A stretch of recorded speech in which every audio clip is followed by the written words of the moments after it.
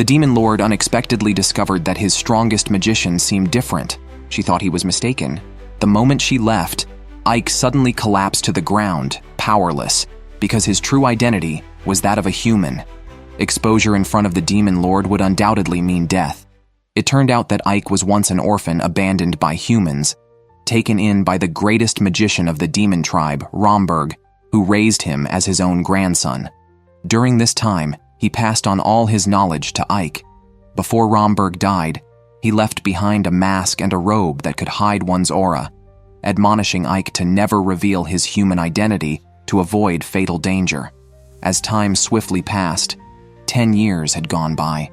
The once little kid had now grown up to be a commander capable of leading thousands, thanks to his mastery of war tactics and exceptional magical abilities. With Ike's command, they even conquered a human city known for its impregnable defenses.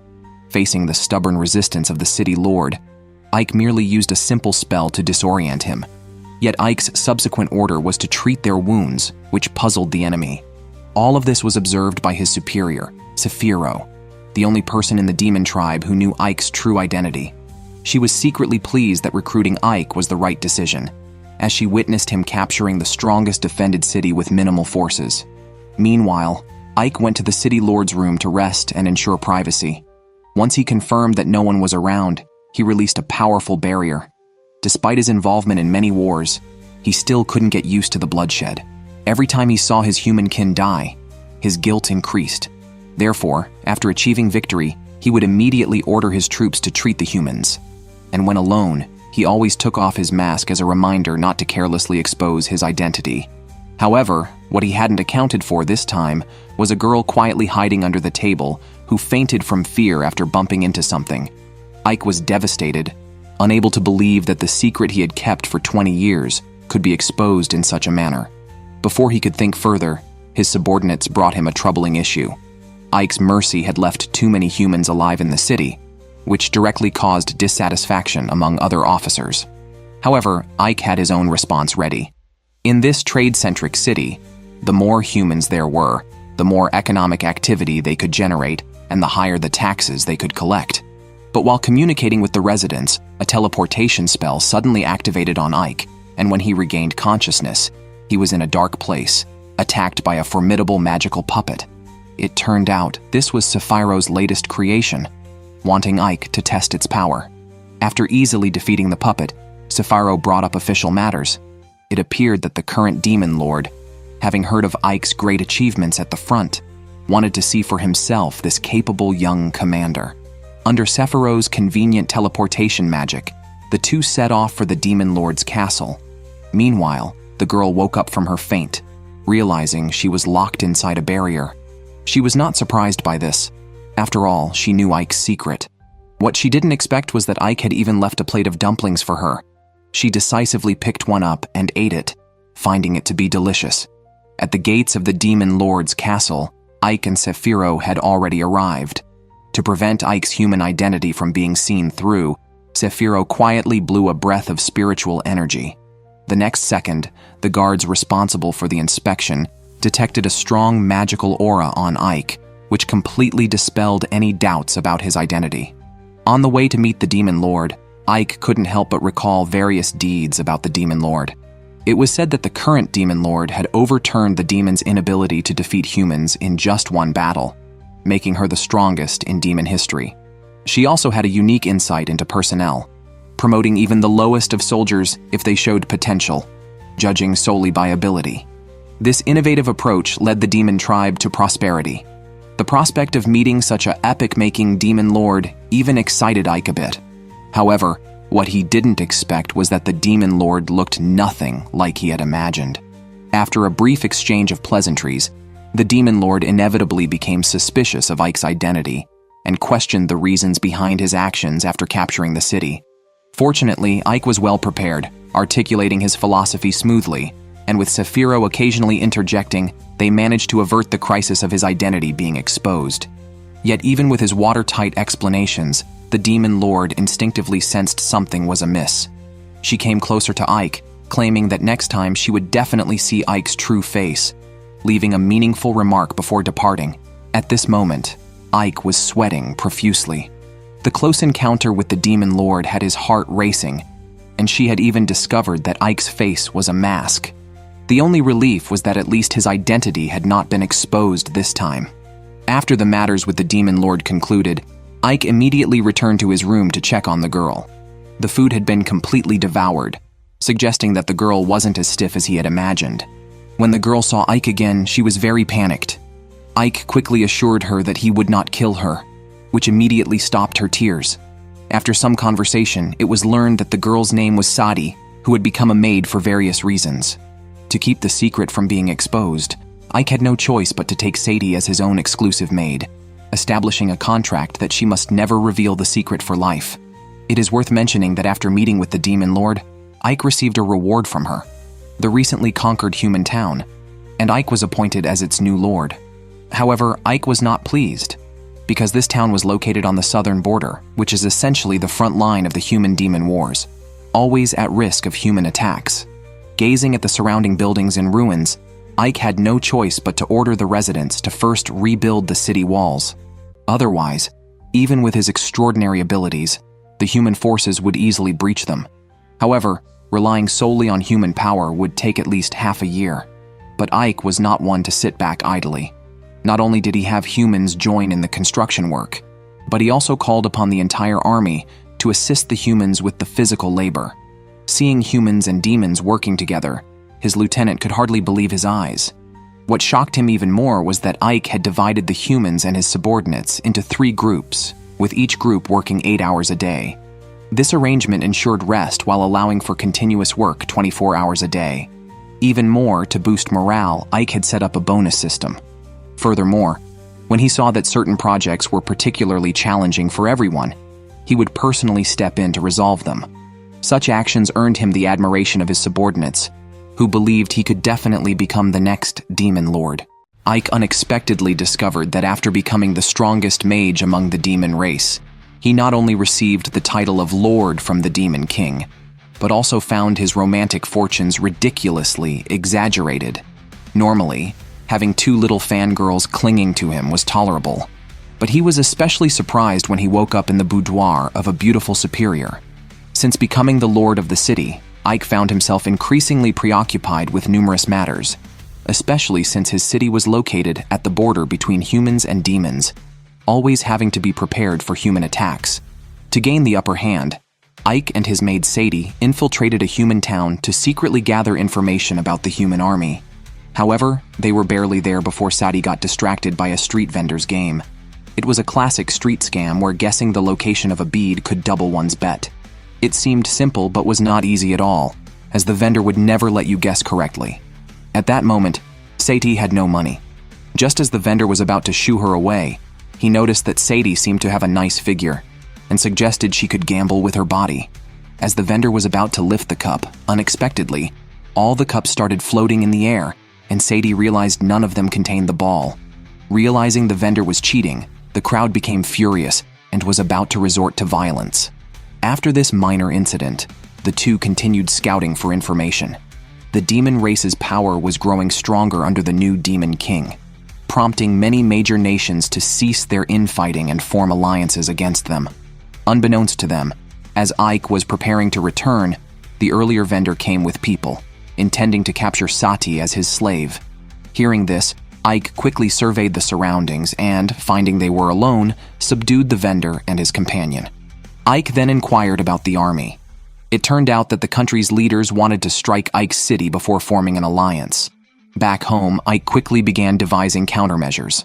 Unexpectedly, his subordinates Lilith and Sadie began to get jealous of each other, each claiming to be closest to Ike, which only added to his headaches, as he couldn't focus on the pressing matters. Fortunately, his deputy arrived just in time to temporarily resolve their dispute. That very afternoon, a knight commander led his troops in preparation for a surprise attack. However, Ike had already prepared an ambush, positioning skeletons and orcs at optimum locations.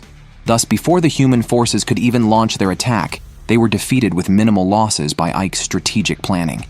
But what surprised Ike was that the leader of the opposing legion seemed formidable. Upon realizing they were ambushed, he immediately ordered a retreat.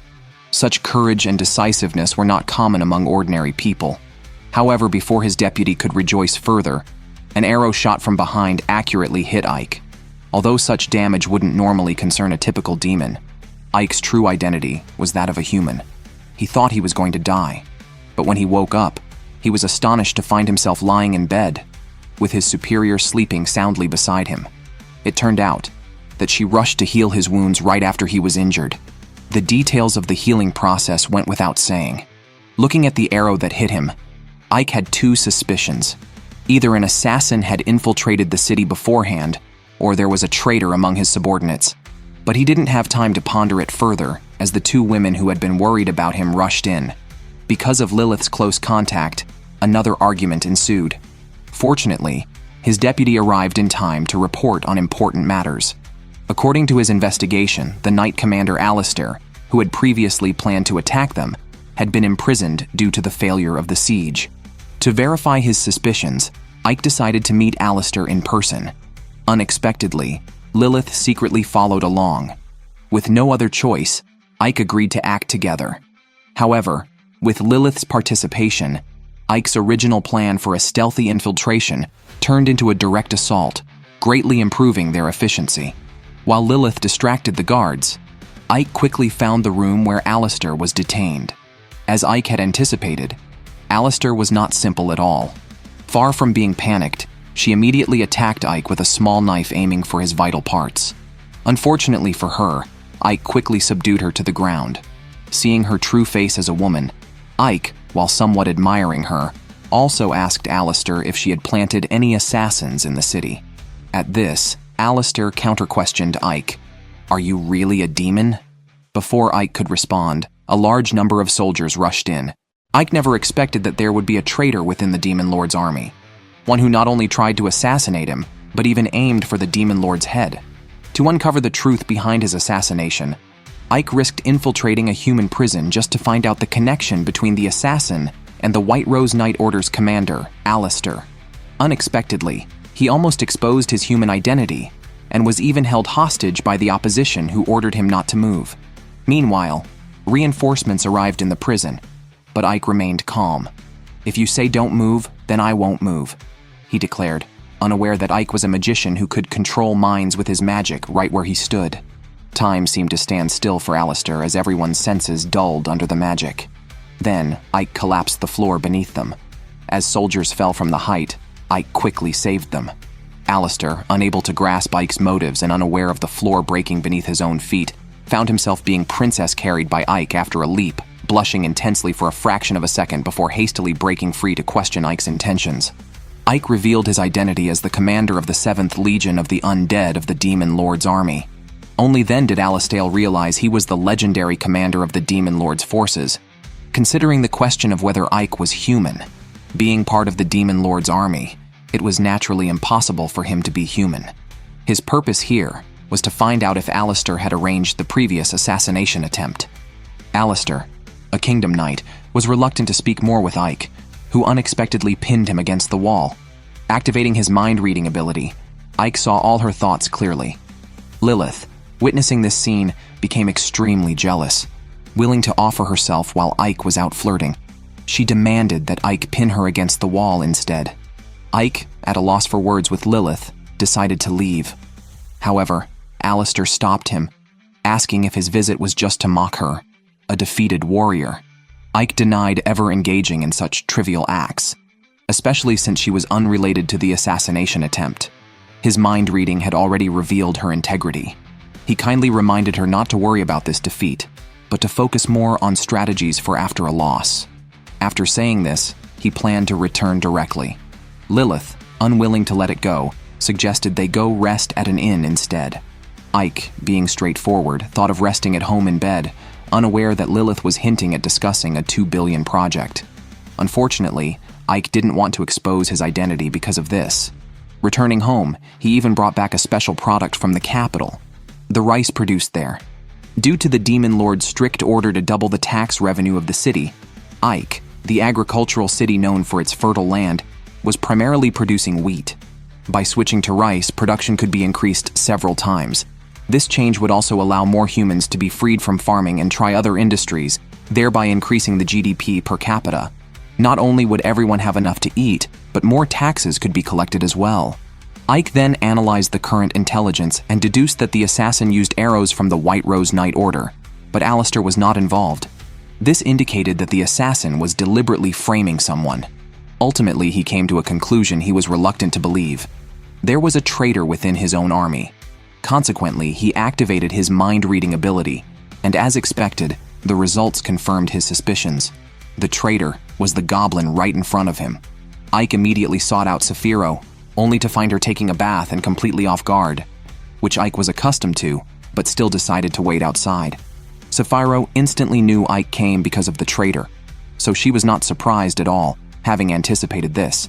The traitor leader, Jess, was highly intelligent and battle-hardened, thus necessitating Saphiro's decision on the next steps. Meanwhile, Jess was surprised to hear that Ike had visited Saphiro, not expecting him to have recovered from his injuries so quickly. His subordinate reported that the planted undercover agent had suddenly lost contact, prompting Jess to worry about being exposed and plan to gather forces to strike first. Unbeknownst to him, Ike had already reflected on his approach and knew he must be cautious in dealing with the traitor. Jess, seeing Ike alone, decided not to pretend anymore and confronted him directly, determined to make sure Ike couldn't escape. Seeing all his enemies gathered, Ike felt reassured. The next moment, an explosion sounded behind them, and turning back, they realized Saphiro had used a forbidden spell to indiscriminately attack the military camp. Ike's inner turmoil erupted as Saphiro wreaked havoc at will, despite having been instructed to minimize the attack level. However, Saphiro had no intention of showing mercy to the traitors, not even sparing an ant. Ike approached Jess from behind and gave him two options: surrender now or wait until he becomes a commander with no forces left and then surrender. Jess, however, didn't care about the lives of his subordinates and used them to buy time for himself to escape through a secret tunnel, thankful that he had prepared it in advance. But the war had just begun. Unexpectedly, Ike quickly found him. Jess couldn't imagine that Ike had placed a familiar on him. However, Jess still had no intention of surrendering. He was, after all, the vice commander of the Legion. It was a pity that over the years, he had focused solely on scheming and his own combat strength had severely deteriorated. Finding himself restrained by binding magic, Jess changed his tactics and attempted to turn the tables. Ike, truly the right-hand man of the Demon Lord's army, possessed overwhelming magical power and a keen intellect. Jess hoped to ally with Ike to seize control of the Demon Lord's army. After all, the war between humans and demons had lasted many years, and it was the demons' role to oppress and torment the humans for entertainment. But the current Demon Lord did not allow senseless killing. There were not a few in the Demon Lord's army who harbored dissatisfaction. Saphiro, whether due to a lack of ambition or insufficient power, seemed to have no plans to rise to power himself. If they teamed up, they could definitely change the Demon Lord's army. He invited Ike to join their faction. Ike immediately refused without hesitation, and Jess was not surprised. He suddenly broke free from the magical restraints and swiftly pulled out a throwing knife from his chest, hurling it towards Ike. Ike was disappointed by his tactics, and his words also revealed that there were others behind him. Saphiro suddenly appeared, demanding Jess to confess. If he refused, severe torture awaited him. But before Saphiro could act, Jess was struck by a potent poison that even antidote magic couldn't cure. Ike was furious that someone would poison and kill a partner so despicably. Saphiro hoped he would see the reality that he had already been abandoned by his associates, and there was no need to continue selling favors. As long as he revealed the real mastermind behind the scenes, she could also help him seek revenge. Although being a traitor deserved no good end, seeing Jess so abruptly cut off was still lamentable. Ike thought that feeling pity for Jess showed he was still human at heart, which might become a stumbling block for him in the future. Later, they reported to the Demon Lord that the main conspirator seemed to be the Third Army commander, Pazdio, according to Jess's dying testimony. Pazdio had targeted not only them, but even the Demon Lord's head. After hearing this, the Demon Lord showed no emotion and wanted to hear what the headless knight Pazdio had to say. This man could never have imagined that his sexy female boss was completely indifferent to work. Instead, she was always daydreaming about him. If you tried to talk to her about work during her vacation, she would splash water in your face, inviting you to join her in the water. After the deputy commander of the 7th Legion was killed for his rebellion, Sephiro, accompanied by Ike, went to accuse the Demon Lord, claiming that the mastermind behind this was the commander of the 3rd Legion, Basteo. Unexpectedly, Basteo had already accused them first. He claimed that Sephiro and Ike had colluded to personally eliminate the deputy commander, framing her with groundless charges, presumably to use the Demon Lord to eliminate his own position, thus seizing her 3rd Legion. Upon hearing this, Sephiro was furious. How could he, as the commander of the 7th Legion, kill his own deputy? Although the Demon Lord had already seen through Basteo's ambitions, she did not overly criticize him. After all, demons are driven by ambition and desire. Without ambition, one does not deserve to be a demon. She also criticized Sephiro for not detecting the deputy commander's betrayal in time, which led to internal problems. Therefore, the Demon Lord believed both were at fault. According to military rules, both parties must be punished. However, considering the ongoing war between demons and humans, she did not want to lose 2 commanders at the same time. So, she let them duel, declaring that the victor represents the truth. This was the demon's way. Yet the duel was not to be a one-on-one challenge, but was to be fought using puppet soldiers. The commanders themselves could not enter the battlefield. The victor would decide the fate of the loser. Because proxies could be used in the duel, Sephiro surprisingly appointed Ike as the commander of this battle, which frightened Ike considerably. This clearly involved Sephiro's life, yet she entrusted her fate to Ike.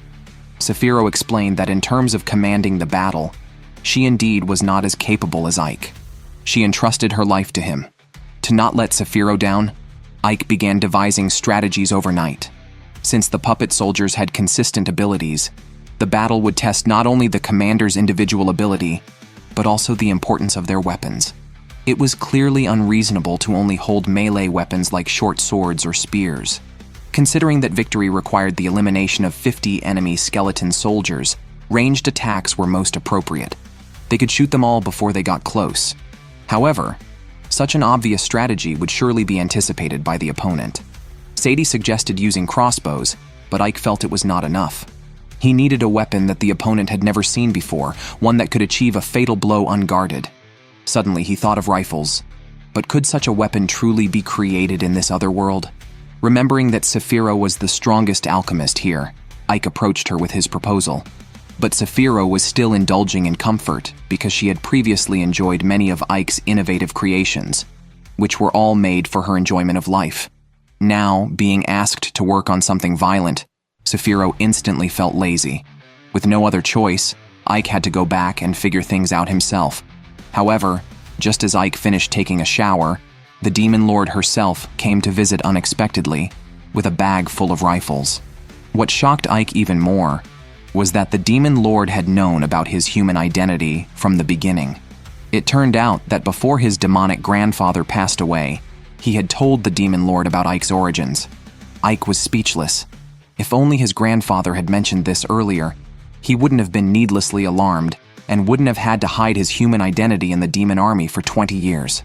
Still curious, Ike wondered why the Demon Lord would tolerate a human hiding among demons. The Demon Lord herself was resigned. To create the world she envisioned, she knew she couldn't rely solely on her own power and needed someone willing to fight for her. Believing Ike could provide significant help, she left him with no choice but to agree. When Ike told Sephiro about the Demon Lord's visit, Sephiro was also surprised, then turned her attention to studying the rifles. Considering there were no bullets, Sephiro created lead balls to substitute. Charcoal, sulfur, and saltpeter were combined under Ike's arrangement by a succubus, thus creating gunpowder. Now all that was left was to repeatedly produce bullets and gunpowder, and the weapons were prepared. Soon, amidst the cheers of the demon soldiers, a 50 versus 50 puppet soldier match officially began. Seeing Ike's side all holding shields, Basteo scoffed, wondering if they intended to knock off his head with shields, especially since Sephiro herself didn't come, sending a subordinate instead. Perhaps she already knew she was going to lose and ran away early.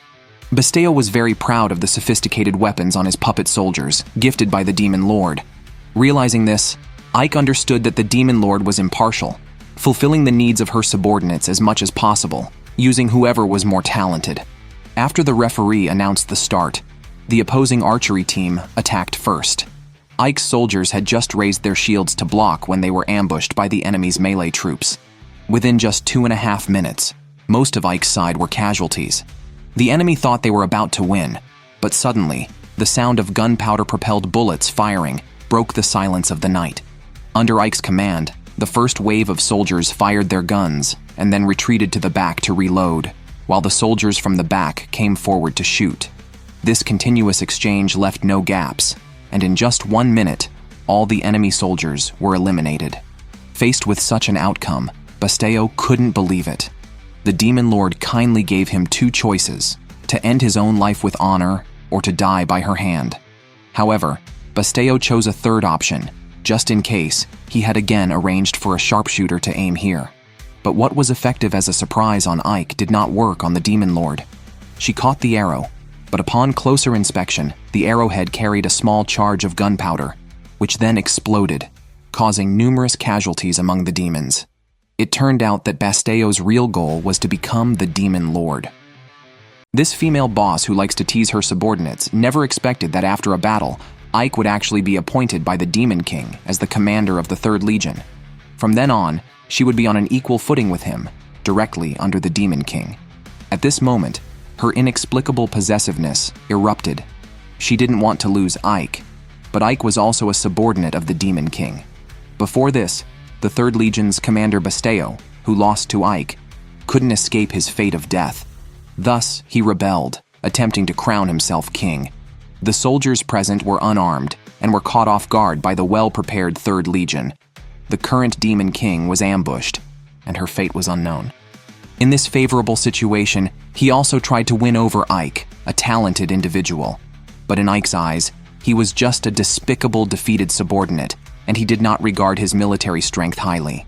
Facing the arrows of skeleton soldiers, Ike leapt up and released an explosive skill. However, things didn't seem so simple. Decapitating the demon had no effect, and not only did Basteo's body heal itself, but the soldiers also resurrected one after another. It turned out he was a headless knight, and his legion consisted entirely of the undead, whom ordinary damage could not kill. Facing the second wave of attacks, although Ike could easily break them one by one, he was ultimately human, and his magical power was limited. Even with archers secretly assassinating him, continuing this way would only lead to his endless exhaustion and death. Suddenly he thought of a good method.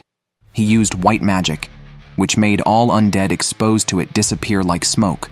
On the other side, his beautiful boss, Sephiro, also arrived in time. She led the legion from the outskirts into the battle. Ike's subordinates also arrived one after another, and in no time the situation drastically changed. Although the Demon King was ambushed, such damage could not hurt her. She hadn't appeared because she wanted to test Ike's strength. Seeing that Ike possessed the ability to duel with Basteo, she gave Basteo a chance, allowing him to duel with Ike, and if he won, he would be spared. Thus, their second duel began, a real battle of life and death. However, Basteo, after all, was a legion commander and still had some tricks up his sleeve. Ike was somewhat defeated by his fierce attacks. Basteo attempted to take advantage of his victory and shot a laser at Ike. In a moment of urgency, Ike summoned white magic specifically to counter the demon race. Sephiro was a bit surprised at when he had learned white magic, but the Demon King wasn't surprised at all. The scene shifts to Ike's childhood, where he was picked up by Romberg, who generously imparted all his knowledge and magic to Ike, reminding him to study diligently every day. Back then, Ike was also very eager to learn. When he saw flowers withering, he would ask if there was magic that could revive wilted flowers. Romberg patiently answered his questions, explaining that this belonged to the realm of white magic. However, for the demon race, this type of magic was extremely difficult to master because its essence stemmed from a heart filled with compassion, purity, and concern for others. For those who possessed magical power, white magic was more terrifying than any sword. Therefore, even though he learned white magic, Grandfather wouldn't allow him to display it easily in front of others. After dealing with the commander of the 3rd Legion, although it was somewhat unexpected, the outcome pleased Sephiro greatly. Ike knew that Sephiro was testing his growth, which is why she chose not to participate in the battle, but to cover him from the sidelines. However, for the Demon King, the Legion had suddenly lost a leader, and this vacancy needed to be filled. Ike was the natural choice. Thus, Sephiroth's dear subordinate was suddenly going to become someone who reported directly to the Demon King. An inexplicable possessiveness erupted in her heart. Although she had always vied with the Demon King, ultimately, it depended on Ike's decision. Ike did not want to become the commander of the 7th Legion. The residents of his domain were gradually getting used to the new town, and his subordinates were also getting accustomed to interacting with humans. Humans and demons cooperated to build the town together. When the residents lacked the strength to push carts, the demons would help. When the demons were tired and thirsty, the residents would bring them food and water. The town was peaceful, and he had made a promise when he became Sephiroth's apprentice to create a world where humans and demons coexisted. Now, he was progressing toward this goal. Therefore, he refused the Demon King. In exchange, he agreed to make Ivanelius the first town where demons and humans could coexist. The man never expected that, after finally making it to the position of deputy commander within the Demon Lord's army and seeing his territory prosper, the human kingdoms would choose this moment to unite. In just one night, they defeated the demons' strongest vanguard forces. Seeing that his own territory was the next target, Ike reluctantly brought out his ultimate secret weapon. If he could mass-produce rifles, even if thousands of troops came, they would have to retreat in defeat. However, given the alchemical skills of the demons, crafting such precise weapons was another story. Apart from replicating the appearance, firing one would likely blow up the barrel. This situation made Sephiroth complain. Was making such weapons really necessary when magic could simply blast the enemies away? Ike was speechless. Sephiroth's approach was just indiscriminate bombing, which just meant more mess for Ike to clean up in the end. Then, a succubus nearby had a great idea. By first manufacturing various metal and wooden parts, and then assembling them one by one, the quality of the rifles would greatly improve. But could such delicate parts really be made in another world? Ike immediately thought of the dwarves. If anyone, the skilled dwarven craftsman, could make any weapon possible. However, since the dwarves had lost to humans in the last war, their country was destroyed, and the craftsman had begun wandering the earth. Even if he could find them all, how would he make them comply? Suddenly, Ike had an idea. A dwarven king, Batson, was imprisoned in the human kingdom. If he could be rescued, he could surely manage the dwarven population. So without further ado, Ike sent Lilith and Jiren on a rescue mission. But Batson couldn't understand why the demons would save him. His incessant questioning irritated the succubus, who had no choice but to knock him out and carry him away. However, they didn't expect to be detected by human soldiers in less than 2.5 minutes.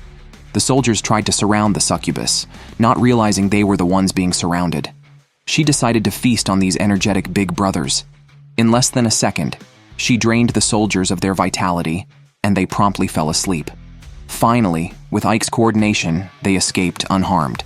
When Batson woke up, Ike handed him a rifle and asked if he could replicate the weapon exactly. Although it was his first time seeing it, and the weapon seemed simple but intricate, Batson assured that with just 2.5 hours of study, he could definitely make it. But why should he help the demons?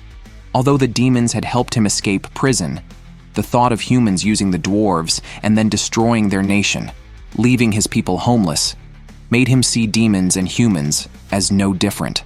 Batson firmly stated he would no longer help humans or demons. But Ike explained that this was for the peace between humans and demons. Under Ike's leadership, Batson witnessed a scene he could hardly believe. Humans and demons were actually living in harmony. But what did that have to do with him? He could not let go of his hatred for humans. What did their peace have to do with him? Ike said that if humans were at peace, then the dwarves could also live peacefully, couldn't they? Moreover, the demons could promise to help them rebuild their nation. But Batson was extremely angry. His people were gone, and he was alone. What was the point of re-establishing a dwarven nation then? While soothing his emotions, Ike took him to a new place. Inside, dwarves were eagerly hammering and forging weapons. Seeing this scene, Batson could hardly believe it. He hadn't expected that his long-lost relatives and friends were still alive. Upon learning that the demons had helped them, Batson finally softened his heart and decided to help Ike in realizing the wish for peace among the races. But beneath Ike's cold, skeletal face, the warmth of his palm was somewhat unbelievable to Batson. What he absolutely couldn't have imagined was that Ike was actually a human. Meanwhile, when the human side learned that Batson had been abducted, they appeared unruffled. What can that old man do now? They thought. At that moment, a soldier came to report that they had discovered the demon territory where Ike resided, which had merely 500 people, while the humans had a total force of 12,000. Confidently, the leader set out to attack the demon territory. The demoness boss could never have imagined that her male subordinate was actually an inventor. Not only did he manufacture rifles during an era dominated by melee weapons, but he also formed a remarkably powerful special forces team. Moreover, he developed fried rice, greatly satisfying the hunger of his troops. Prior to this, after the human race adopted the strategy of a king's alliance, they achieved victory after victory. They targeted the territory governed by Ike, and, after several days of observation, estimated that the demon soldiers under Ike would not exceed 5,000. Meanwhile, their 12 squads combined had a total of 12,000 troops. With such a disparity in numbers, the commander was brimming with confidence. On the other side, thanks to the tireless efforts of the dwarf race, they successfully manufactured a large number of rifles, some of which were already secretly being used by soldiers for practice. Under Jiren's guidance, everyone gradually became familiar with the rifles. With Sephiroth's help, their ammunition was also ready. The great battle was imminent. Ike summoned all the major officers for the final battle deployment. This time, their opponents were the Alliance Army of the Kings, possessing tens of thousands of soldiers. The 7th Legion, assembled by Ike here, had only about 2,000 soldiers. To bridge such a vast gap in troop strength, the strategy they needed to adopt was to strike fast and minimize our losses while demoralizing the enemy. Hence, they needed to fully exploit the superiority of their weapons, enticing the enemy to attack the city. At the peak of the enemy's morale, they would strike decisively. The more powerful an army, the more likely it is to fall apart when the tide turns against them. To boost the morale of the troops, food was a crucial aspect. The preparation of food had always been Satie's responsibility. Now, with so many additional people, they needed to prepare a food that was both filling and easy to make. After researching recipes, Ike found that fried rice was an excellent choice, especially since this year's harvest had been good. Satie, having briefly looked over the recipe, was confident. First, oil was heated in a pan. Then the prepared eggs were added, followed by pouring in the cooked rice and stir-frying it over high heat until golden brown. This simple cooking method produced deliciously aromatic food. It was the first time everyone had seen fried rice. Jiren and Lilith, attracted by the aroma, came over, and after tasting it, they praised it highly. Presumably, the soldiers below would also accept this food. A few days later, when the human army approached the city, Ike's side was already well prepared. The already arrogant human general, upon seeing the scale of the demon forces, which was even smaller than expected, became even more unrestrained. At the deputy commander's order, the army sounded the charge, and the trebuchets and crossbows in the rear began firing. Fortunately, Ike timely summoned a magical barrier, which the intense barrage couldn't penetrate. However, this defense was short-lived, as the human side also had magicians. As they continued their barrage, the human magicians weakened Ike's barrier, creating a breach in the defense. The human general then pressed the advantage. As the enemy nearly reached the city walls, the demons began throwing stones and shooting crossbow bolts. Despite heavy losses, the human soldiers' casualties were insufficient to make a significant difference due to the vast disparity in troop numbers. Capturing the town was merely a matter of time. However, the arrogant general couldn't wait any longer. He wanted to end the battle before dinner. Ignoring the welfare of his own troops, he ordered indiscriminate stone throwing and crossbow firing, coordinated with the magician's spells. Ike's barrier wall was instantly shattered, resulting in countless deaths and injuries among Ike's forces. Almost none of the first wave of human soldiers survived either. Ike hadn't anticipated such ruthlessness from the enemy, not even sparing their own. This also successfully enraged Ike, yet the human general showed no remorse and was even full of pride. Seeing the breach in the city walls, he then launched a second wave of assault. The battlefield shifted from a bombardment duel to a fierce melee. The man had never imagined that, Despite having forces 10 times the size of the demons, he would still suffer a defeat. However, even as the war reached a stalemate, he had the leisure to drink tea, which was outrageous. As the decisive battle officially began, although the demons were individually stronger, the endless number of human soldiers proved overwhelming.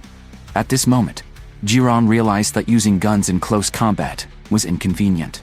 Fearing that he might accidentally shoot a comrade, it was only when the werewolf troops joined the battle that they alleviated some pressure for the Demon King's army. Under the werewolves' attack, humans continuously fell. Jiran turned to lead an attack on a distant human squad that had come for support, finally managing to temporarily repel the humans. However, the werewolves had only been fighting for 10 minutes when the Demon King's army blew the horn for them to retreat. This was because Ike had proposed before the battle to end the war in the shortest time, and with the least casualties possible, if feasible. The demons were curious about how he planned to do this, yet unexpectedly, Ike hoped they would fight with all their might. Bayo felt slighted, thinking that Ike underestimated their willingness to slack off, but Fiorentina knew that Ike meant no such thing. He wanted to see how long Bayo could fight at full strength. Bayo conservatively estimated he could last an hour, but his troops might only manage half an hour or even less. Therefore, Ike only needed Bayo's troops to fight at full strength for 10 minutes, and they had to retreat no matter what after that time. Then it would be Gamos's turn to take the field. Bayo felt slighted again, sensing a lack of trust. Little did he know, Gamos had already understood Ike's intentions. This was like fixing a city gate using shifts. The longer the battle dragged on, the more it drained their strength. If the troops took turns confronting the enemy, they could confuse and exhaust the enemy's forces, allowing the Demon King's army to always be at their strongest. Meanwhile, the previously bombarded city wall was magically sealed again by Fiorentina's casual thorn magic. The current situation was progressing smoothly according to Ike's plan, but unexpectedly, the next moment, the giant troops again smashed a huge hole in the wall. Fiorentina didn't understand what he was trying to do. Even though the wall was breached again, their full force completely overwhelmed the humans. Gamos was eager to see what Ike would do next. At this moment, a human soldier nearly attacked Fiorentina. Fortunately, Jiran was quick to react and shot the opponent dead. Bayo had expressed doubts beforehand, saying that even if they took turns fighting, it was impossible to defeat everyone. Therefore, it was necessary for the alchemy and shooting squads to take action. They would serve as bait to draw in the enemy and reduce the attack range, intentionally exposing a vulnerability. Ike's orders were the same as those of Legion Commander Safiro. Even if it meant sacrificing his own life, Fiorentina was willing to do so, but Ike strictly forbade it. Absolutely no reckless sacrifices were allowed. He hoped everyone would control their subordinates and strictly adhere to this. The strategy this time was to fight quickly and decisively to reduce casualties on their side. Back to the present battlefield, the next wave of human catapults was ready. But before humans could launch again, they were suddenly smashed to pieces by falling rocks. The Demon King's army controlled the airspace and kept bombarding the ground with rocks because Ike had previously arranged for Kushana's troops to act as guerrillas, using long-range weapons to destroy the enemy's catapults and other weaponry. He had already sent scouts and learned that the enemy's forces were 10 times their size. Although the human general came from a historically noble family, he was actually a worthless coward, only concerned about his personal reputation and safety. Therefore, the best strategy was to capture the king first. As long as everyone's actions could influence the battle, the opponent would surely react. Ike would be responsible for capturing him. Bayo didn't understand why they shouldn't just kill him, but unexpectedly, Ike ordered others not to act independently. Seeing Ike's firm attitude, the officers had no choice but to agree to focus on their own tasks. Furthermore, Safiro would also join the battle, but was sent by Ike to perform another task, to single-handedly hold back the enemy's rear forces. Safiro complained verbally about being bossed around by Ike, but he was secretly delighted at the prospect of hunting the prey in front of him. At this moment, human soldiers entering the town didn't understand why, despite their numerical superiority, they couldn't suppress the demons. Soon, the second and third squads were completely wiped out. The adjutant, concerned for the commander's safety, suggested he retreat. But unexpectedly, the commander, having lost his senses, demanded a full attack. If they couldn't even take down a small city, where would he put his face? To boost morale, he also joined the battle. Looking at the high-spirited human soldiers below the city walls, even Jiren was amazed. Are they not afraid at all? This would go on endlessly. But just as the human army was about to launch a full attack, the ground suddenly shook violently, tearing open a rift that divided the battlefield. The human soldiers hoped the magic troops would act, not knowing that Ike had already captured all the human magicians. The incompetent commander fell off his horse, and then Ike suddenly appeared in front of him, demanding he take responsibility for the casualties of the Demon King's army and threatening that killing him would end the war. But if he retreated immediately, Ike was willing to spare his life. Unexpectedly, the Dwarf King suddenly burst out from behind the commander and struck with an axe, seeking justice for his fallen kin. Ike immediately intervened to stop the Dwarf King. Seeing the magical chains about to break, the little mustached man became frightened and started begging for mercy. Not wanting to die, he then immediately ordered a retreat. The soldiers were dumbfounded. How could they be ordered to retreat just as they had begun their charge? Watching the humans continue to recede, the Dwarf King reminded Ike that the enemy would surely return. Ike might one day regret today's decision, he warned. However, Ike was unconcerned, confident that the Demon King's army would only grow stronger in time. At the moment, the entire town was immersed in the immense joy of their victory against the odds. Right in the palace, Jiren couldn't help but cling to Ike, a true testament to his unwavering fandom. Soon after, Lilith and Sati arrived, equally eager to prove their mettle. The officers all admired Sephiroth's foresight in choosing Ike as the vice captain, giving each of them a chance to showcase their abilities. Perhaps even without them, Ike could have won the battle, but Ike had always said that it was the trust in his reliable companions that made their unconventional tactics work. He said, "The war was over the moment it began." Everyone was relieved that although Ike might be fearsome, there was no one more dependable to have as a partner. The leader never expected that by merely sending Ike to negotiate with the humans, Ike would catch the eye of the Human Federation's beautiful leader, who insisted on marrying her daughter to him. Ike was bewildered and embarrassed by this attention. Under Ike's excellent leadership, the demon army easily defeated the human attackers, earning him repeated praises from Sephiroth, who was delighted to see someone she fancied demonstrating such strong leadership and combat skills. She then assigned Ike a new task: to travel to the human kingdom by the sea, as the humans were likely to wage war against the demon army again soon. With the impending shortage of food and supplies, it was crucial for Ike to negotiate a trade treaty with the human seaside kingdom. Sephiroth believed that only someone as intelligent as Ike was suitable for this challenging task, and Ike had no choice but to agree. Jiren and Lilith, Ike's subordinates, were upset to hear that Ike would be away for a while. They pleaded to accompany him, promising to be the first to charge in case of danger. However, Ike had already decided to take Sadie with him and had to decline their request. The two left the demon castle on horseback, but on their way to the seaside, they encountered a robbery. The bandit leader who opened the carriage door was surprised to find a beautiful lady inside. But in the next second, all bandits were tied up by Ike. Ike was momentarily stunned by the woman's beauty, as she bore a resemblance to Sadie. If not for the different hair color, they could have been mistaken for twins. The woman introduced herself as the princess of the human seaside kingdom, exactly where Ike was headed. He agreed to escort her home. Upon their arrival, the beautiful leader immediately recognized Ike as part of the demon army. Instead of fearing him, she proposed trade terms, one of which was that he marry her daughter. The leader knew of Ike's intelligence, honesty, and leadership within the demon army, and saw establishing a relationship with him as beneficial. Ike hadn't expected the leader to think so far ahead, but for the sake of the trade treaty, he found it hard to refuse. The next day, the princess approached Ike, expressing her willingness to marry him, which made Ike blush. Sati, who was secretly listening outside, was heartbroken by their conversation and ran away.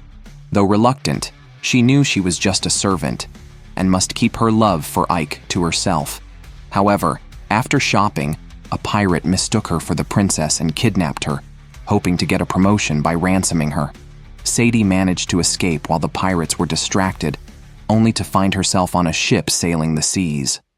The female demon lord general never expected that she was guarding the city alone, allowing Ike to go out for negotiations. Instead, he not only went to profess his love, but also created a chaotic scene. The beautiful girl repeatedly expressed her loneliness to him. Meanwhile, Kefiro and the others fell into the royal army's trap. Although she conquered the cities, there were no food or resources. And when they entered the town, they were surrounded by the human army. Now, they were trapped like turtles in a jar, and waiting any longer would mean starving to death. She decided to fight to the death, preparing to challenge the entire human army alone.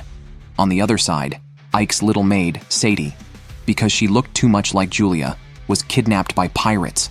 When she awoke and tried to escape, she despairingly found herself on the open sea. The captain, Carosa, realized she was not the chief Eltria's daughter, but he happened to need a maid.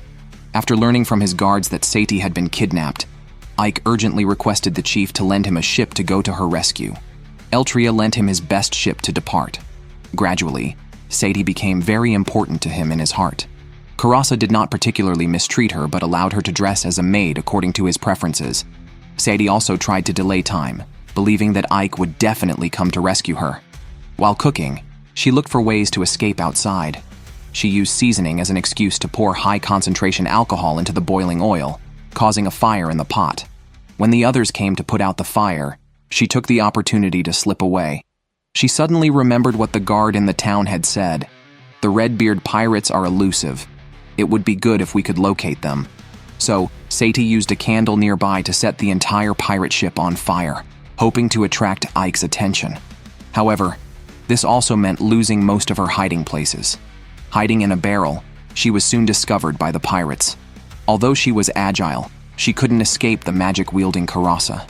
He stated he wouldn't kill her, but as a bad maid, she must accept punishment. He threatened to chop off Sadie's legs that she used to escape. At the critical moment, fortunately, Ike arrived in time, and the little maid was spared from distress. He protected Sadie and launched a lightning attack, using magic to throw the pirates into the sea. Although Sadie had always looked forward to Ike rescuing her, at the moment it happened, she felt doubtful. Her status was not enough for Ike to pay such a high price to save her. Ike said, "You are my maid. I couldn't just ignore you." The next moment, Carosa appeared from behind.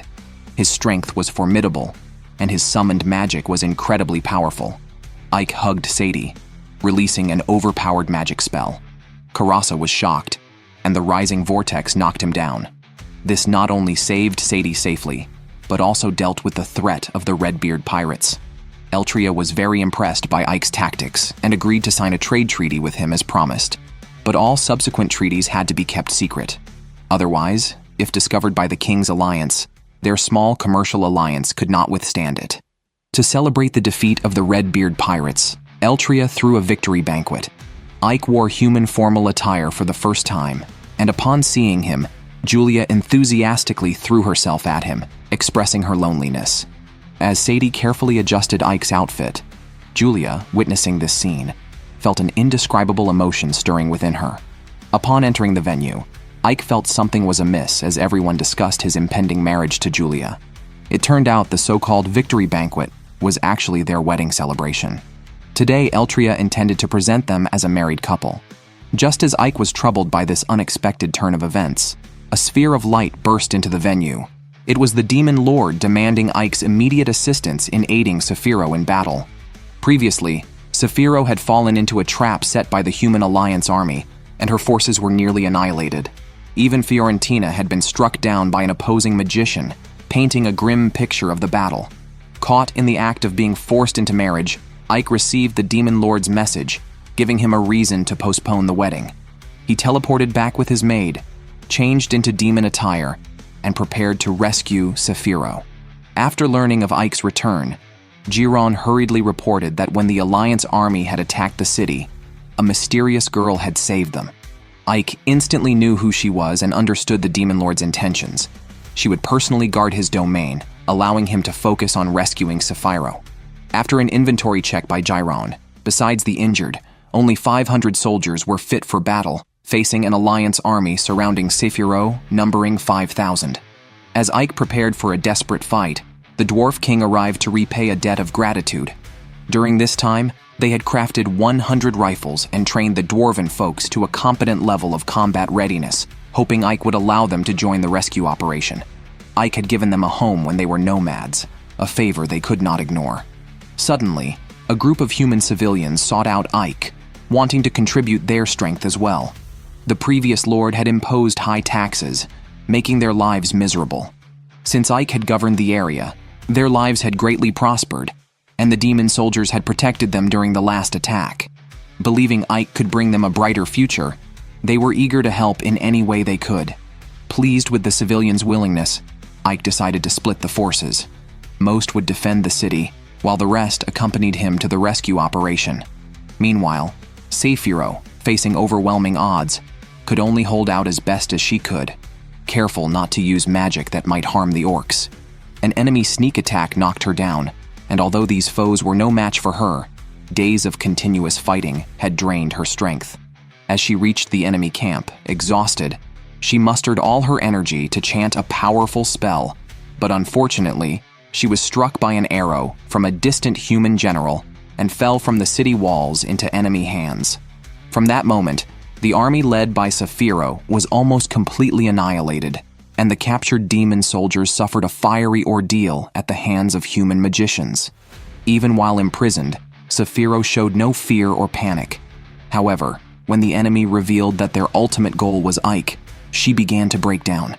She became the bait to lure Ike into a trap, and although she wished for death to avoid burdening Ike, her wish was not granted.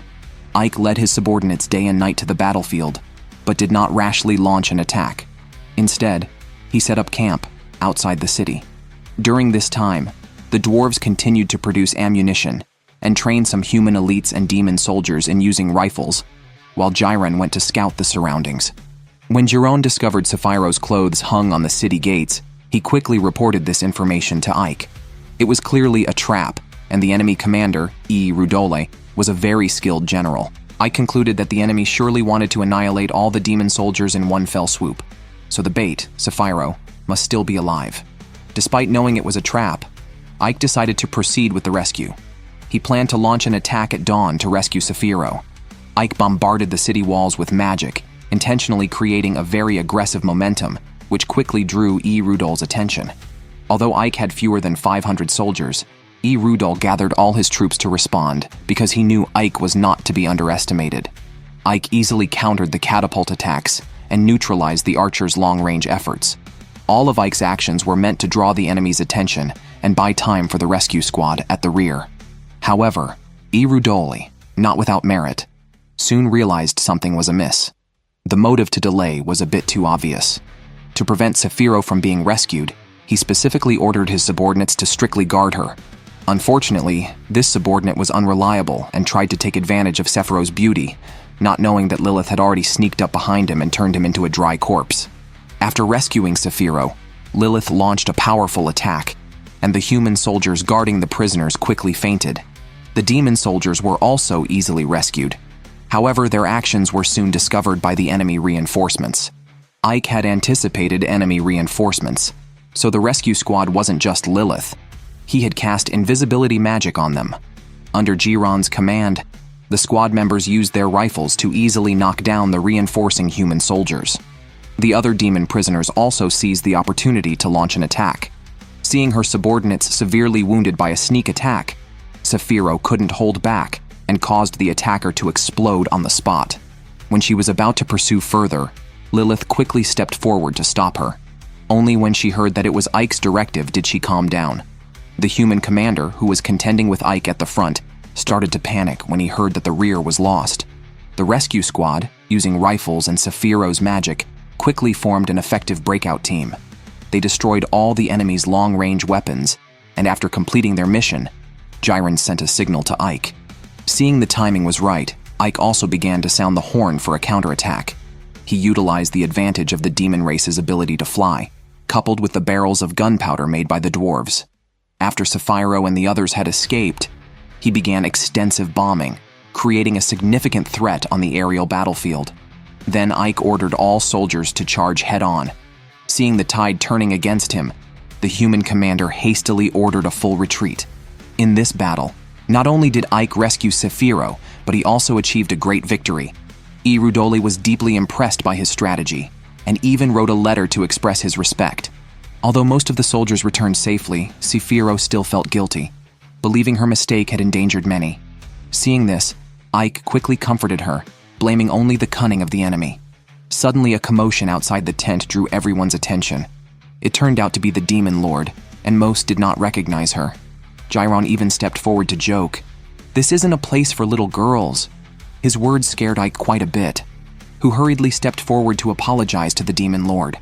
Upon realizing that this young girl was the Lord of Demons, Gyron remembered it seemed she was the one who had single-handedly repelled the entire human army before. The Demon Lord did not pursue Gyron's teasing comments, as indeed, very few had seen her true face. Ignorance is not a sin, and besides, they had achieved a significant victory in this battle. Her main purpose for coming was to reward those who had performed well. The entire 7th Legion had shown commendable performance, but the most credit went to Ike. Thus, the excellent Ike was ultimately appointed as the commander of the 8th Legion.